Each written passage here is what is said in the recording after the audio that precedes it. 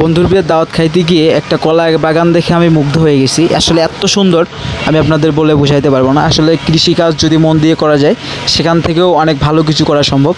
আমার সামনে যে কলার বাগানটা দেখতেছেন এটা মূলত 1 বিঘা জমির উপরে একটা কলার বাগান করা হয়েছে।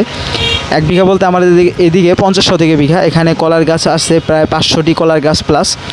আর এখান থেকে যদি প্রতি বছরে আমি আয়ের কথা বলি, মানে যে কলা চাষি এনার আরও অনেক বাগান আছে, উনি প্রতি বছরে সর্বনিম্ন 1.5 থেকে 2 লক্ষ টাকার কলা বিক্রি করে থাকেন এবং একটা করে গাছের পিছে ওনার খরচ প্রায় 30 থেকে 40 টাকা।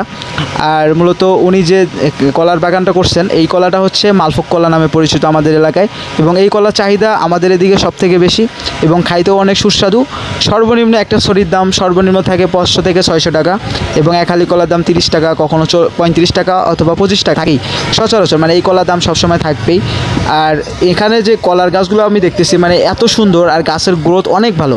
মানে উনি মূলত জৈব সার অনেক ইউজ করেন এবং রাসায়নিক সার মোটামুটি ইউজ করেন, কিন্তু খুব বেশি রাসায়নিক সার ইউজ করেন না। মাটির উর্বর শক্তি অনেক ভালো, যে কেউ দেখলে মনে করেন যে ফিদা হয়ে যাবেন কলার বাগানটা।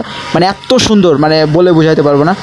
কেবলমাত্র কলা ছড়িয়ে আসতেছে আর গাছগুলো দেখতে অনেক সুন্দর। মূলত উনি যে জৈব সারগুলো ইউজ করেন যেমন গোবর সার প্লাস আমাদের এনার বাসার পাশাপাশি নদী আছে, ওই নদীর কচুরি পানাগুলো উনি মূলত বেড দিয়ে বিছাই দিয়েছিলেন এবং জৈব সার ইউজ করেন মোটামুটি, এবং রাসায়নিক সার যেমন ডিএভি, টিএসপি, পটাশ এগুলো ঠিকঠাক মতো ইউজ করেন।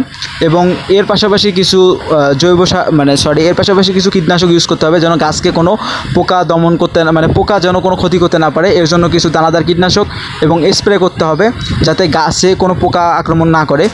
পোকা আক্রমণ করলে ফলন অনেক কমে যাবে। আরেকটা বিষয় মাথায় রাখতে হবে, এখানে যে কুশিগুলো হবে মানে যে চারা গাছগুলো তৈরি হবে এখানে বেশি চারা গাছ রাখা যাবে না, এতে করে কলার গাছের যে কলার যে মেইন গাছটা আছে এটাতে কিন্তু ফলন অনেক কমে যাবে, কলার সাইজ অনেক ছোটো ছোটো হবে, কলা খুব বেশি বড় হবে না। এই জন্য এখানে কিছু পরিমাণ চারা গাছ রেখে বাকি গাছগুলো কেটে ফেলতে হবে, যেমন 1টা থেকে 2টা চারা গাছ রাখতে হবে।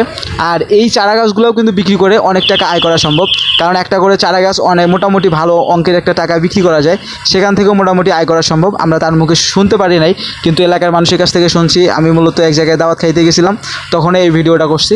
আসলে ওই ব্যক্তির সাথে আমার দেখা হয় নাই, তবে আসলে দেখে আমি মুগ্ধ হয়ে গেছি। অনেক সুন্দর একটা পরিবেশ, মনোরম পরিবেশ, গাছের কোয়ালিটি, গাছের গ্রোথ অনেক সুন্দর। আসলে কৃষিকাজ যদি কেউ মন দিয়ে করে সেখান থেকেও ভালো বেনিফিট করা সম্ভব। কৃষিকাজের পাশাপাশি 2-3টা গরু পালন, এইরকম 2-1 বিঘা জমি যদি কেউ চাষাবাদ করতে পারে আসলে দেশে থেকেও ভালো কিছু করা সম্ভব। কিন্তু যে কোনো কাজেই করি না কেন মনোযোগ দিয়ে করতে হবে, ইনশাআল্লাহ সফলতা আসবেই।